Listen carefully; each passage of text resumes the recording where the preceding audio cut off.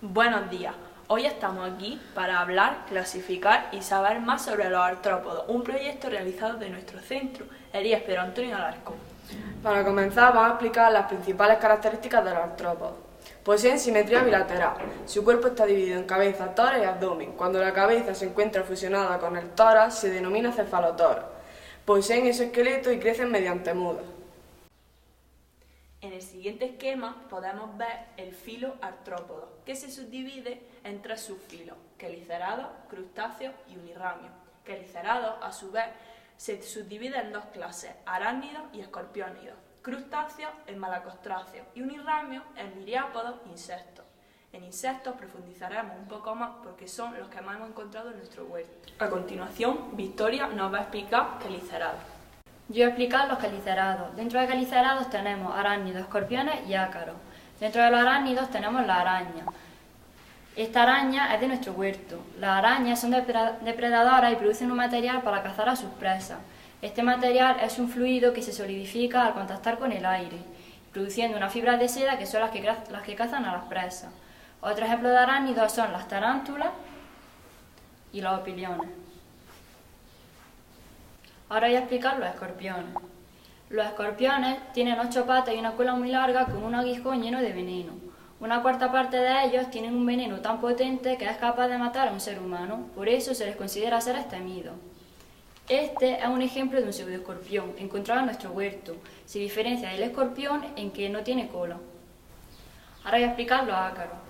Su cuerpo se divide en dos secciones y esto le permite tener respiración tanto cutánea como traqueal. Se alimentan de plantas y por eso son considerados plagas capaces de generar grandes daños a los cultivos. Un ejemplo de ácaros son las garrapatas. A continuación, Marcelo nos va a explicar los crustáceos. Yo voy a explicar crustáceos. Dentro del subfilo crustáceos se encuentra la clase malacostráceos, que la mayoría son langostas y cangrejos. Tienen las siguientes características. Su cuerpo se divide en cabeza, tórax y abdomen. Poseen un exoesqueleto muy duro. Poseen 7 pares de patas y presenta un estado larvario y desarrollo indirecto. Y según la especie, puede ser depredadores, detritívoros o filtradores. Las cochinillas son los únicos crustáceos terrestres y los únicos que más pueden encontrar en nuestro invernadero debajo de las bandejas forestales. A continuación, nuestra compañera Patricia nos va a explicar miriápodos.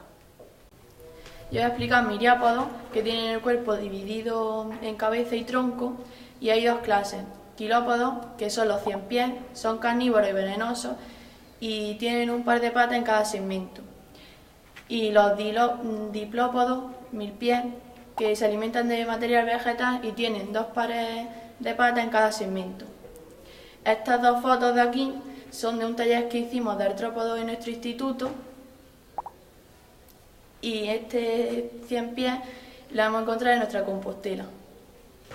A continuación vamos a hablar de los insectos. Está dentro del grupo de unirramios y ha sido de lo que más hemos encontrado en nuestro huerto. Empezaremos diciendo las características principales de ellos, que son: tienen estado larvario y con metamorfosis más compleja, desarrollan alas membranosas, poseen 3 pares de patas y en su cabeza tienen un par de antenas y un par de ojos compuestos.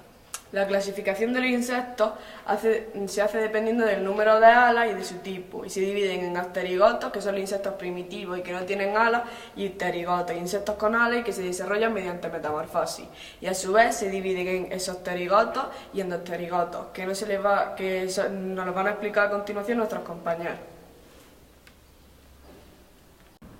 Dentro de los insectos tenemos los fángidos, que los fángidos son los bichos palos. Este es mi amigo Palín. Los insectos palos son alargados, conos sin alas.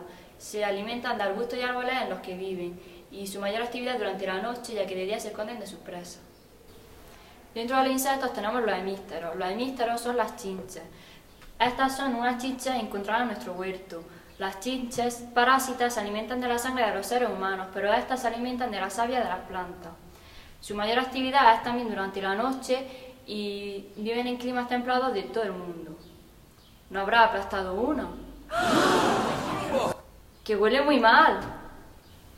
Dentro de los hemísteros también tenemos los pulgones, que también se alimentan de la savia de las plantas. Desgraciadamente en nuestro huerto tenemos un montón de pulgones. ¿Veis estas bolitas de aquí? Pues son pulgones que se llaman pulgones momia y que han sido parasitados por una avispa. Esto es una forma biológica de eliminar a los pulgones. Yo voy a explicar los exopterigotos y dentro de estos los odonatos, que son las libélulas. Se alimentan de insectos como las moscas, los mosquitos, las mariposas. Tienen los ojos muy grandes y precisos, los más de todos los insectos. Tienen dos pares de alas muy fuertes que les permiten ser muy veloces y el abdomen alargado. Existían hasta en el Carbonífero, que medían 75 centímetros. En nuestro huerto, desgraciadamente, no hemos encontraremos cuando tengamos la charca y esta es de una colección que tenemos en el laboratorio. Y dentro de los pterigotos también están los ortópteros, que son los saltamontes, que tienen patas largas y fuertes para saltar y alas traseras y delanteras, pero solo las traseras les permiten volar. Y pueden estar en todos los climas del mundo. Yo voy a hablar de los blatoides. Son conocidos como cucarachas y tienen las siguientes características. Su cuerpo es aplanado y con la cabeza muy pequeña. Tienen dos pares de alas los machos, aunque no vuelan, y las hembras carecen de ellas directamente. Se encuentran entre los animales más resistentes del planeta, ya que pueden aguantar 45 minutos sin respirar y un mes sin comer. Y se dice que si hubiera una guerra nuclear serían las únicas supervivientes de la Tierra. Y se alimentan de cualquier cosa que tengan disponible. Marce, se te ha olvidado una cosa. ¿El qué? La cucaracha ya no puede caminar. Ahora voy a hablar de los isópteros. Son conocidos como las termitas y presentan las siguientes características. Tienen una estructura muy similar a la de la hormiga y también presentan su misma organización social. Pueden ser aleadas o no, eso depende de la especie. Y su alimentación es herbívora, se alimentan de madera y esto se debe a que en el sistema digestivo presentan unos microorganismos que son capaces de desglosar la celulosa y convertirla en azúcares. Yo voy a hablar sobre los coleópteros. Los coleópteros más importantes son las mariquitas y además las hemos encontrado en nuestro huerto. Son muy valorados porque tanto en la fase larvaria como en la adulta comen muchos pulgones. En nuestro huerto hemos encontrado las tres fases: la fase de larva, la fase de pupa y la fase adulta. Yo voy a hablar de los coleópteros en general, que ocupan virtualmente cualquier hábitat, incluso los de agua dulce, aunque su presencia en ambientes marinos es mínima. Muchas especies pueden constituir plagas de los cultivos, siendo las larvas las que causan la mayor parte de los daños agrícolas. Dos tipos de coleópteros, entre muchos que hemos encontrado en el huerto, son los tenebriónidos y los cantáridos, que contribuyen a eliminar plagas como los tris y los pequeños caracoles y ayudan a la polinización. Ahora voy a hablar de los dípteros, que son las moscas como la que yo estoy aquí subida. A ver de dónde viene. Bueno, pues poseen ojos compuestos por miles de facetas sensibles a la luz, tienen el cuerpo cubierto por numerosas sedas sensoriales con las que pueden saborear, oler y sentir. Su ciclo consta de 4 fases morfológicas, como son el huevo, la larva, la pupa y el adulto. Ahora voy a hablar de los lepidópteros, que son las mariposas. Voy a hablar de su ciclo de la metamorfosis, que es la transformación de larva a adulto. Un estímulo ambiental hace que el cerebro del insecto segregue una hormona que active una glándula. La glándula protorácica libera a la hormona edisona, que provoca la reabsorción de la cutícula vieja y la formación de un nuevo exoesqueleto. Durante la fase larvaria, el encéfalo segrega la hormona juvenil que impulsa el paso de un nuevo estado larval de menos tamaño a otra de mayor tamaño, y si la cantidad de la hormona juvenil disminuye, la hormona provoca la metamorfosis.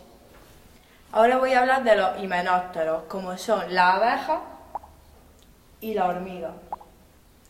Las abejas, al igual que las hormigas, evolucionaron a partir de las avispas.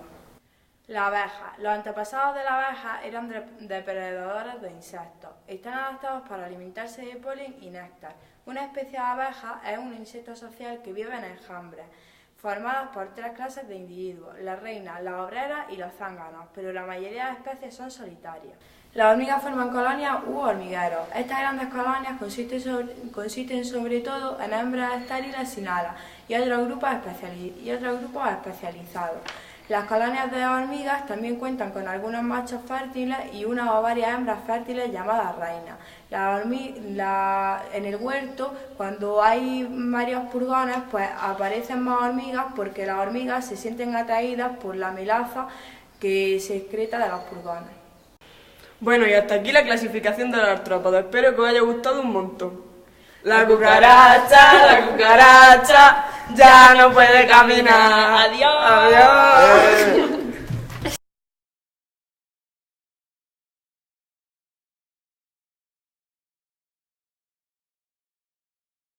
Buenos días, hoy estamos aquí para hablar, clasificar y saber más sobre los artrópodos, un proyecto realizado desde nuestro centro, Elías Pedro Antonio Alarcón. Para comenzar, vamos a explicar las principales características de los artrópodos.